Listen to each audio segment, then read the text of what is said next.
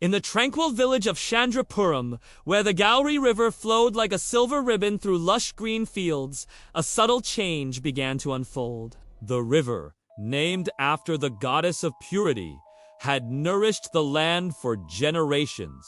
Villages depended on it for irrigation, fishing, and spiritual rituals. Every morning, women in colorful saris gathered at the banks, filling their pots with crystal-clear water, while singing devotional songs to Gauri.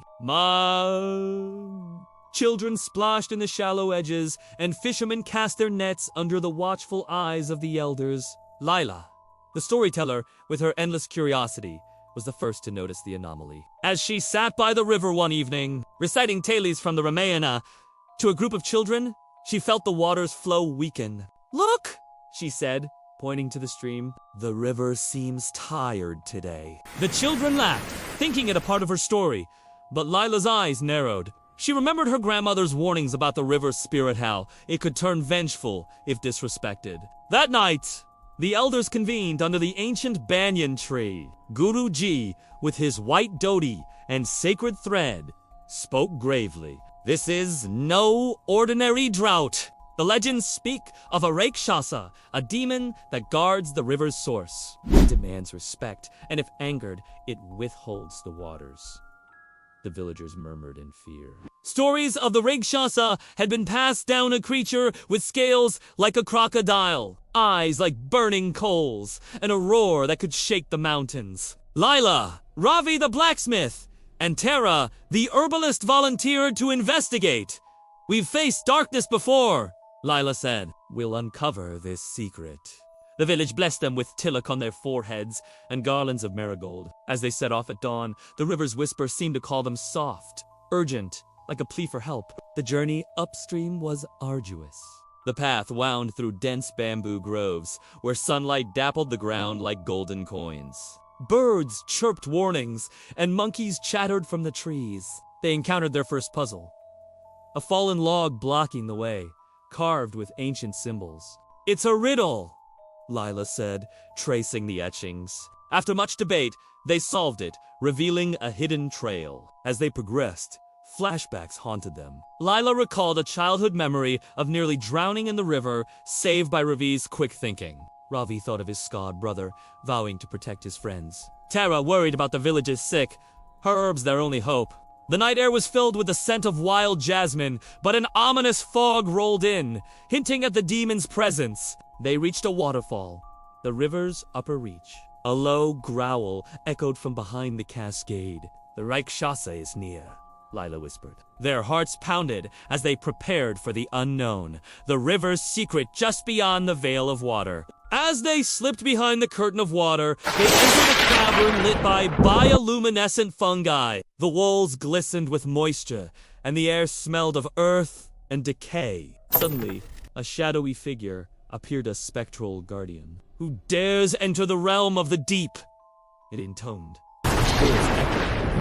It posed a puzzle, a series of stone pedestals with symbols. Arrange the cycle of life, or be washed away. Working together, they solved the puzzle, and a door opened to a deeper chamber. Inside, they found murals depicting the river's history. The Rakshasa was once a benevolent spirit protecting the waters. But centuries ago, a greedy king dammed the river for gold mining, angering it. The demon cursed the land, demanding sacrifices.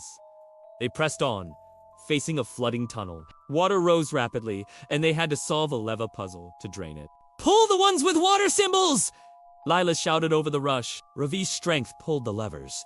Tara's herbs kept them from slipping on algae. They emerged, soaked, but alive, bonding over the close call. The deeper chamber was a vast underground lake, the water black as night, reflecting their lantern light like stars in a void. The Rakshasa emerged from the depths, its four massive scales glistening, horns curling like river bends, eyes red as rubies. "Mortals!" it roared. "You seek to challenge me? The river is mine." Lila stepped forward, her voice steady. "We come not to challenge, but to understand. Why curse our village?" The demon laughed, shaking the cave. Humans take without giving. Sacrifices must be made. A battle of wits ensued.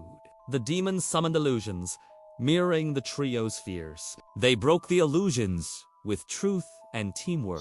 Retreating to a side chamber, they found Cluzan, ancient altar with offerings. We need to offer something of value, Terra said, placing herbs. The altar glowed, revealing a riddle about the river's nature. They recited a Telugu prayer to Gauri.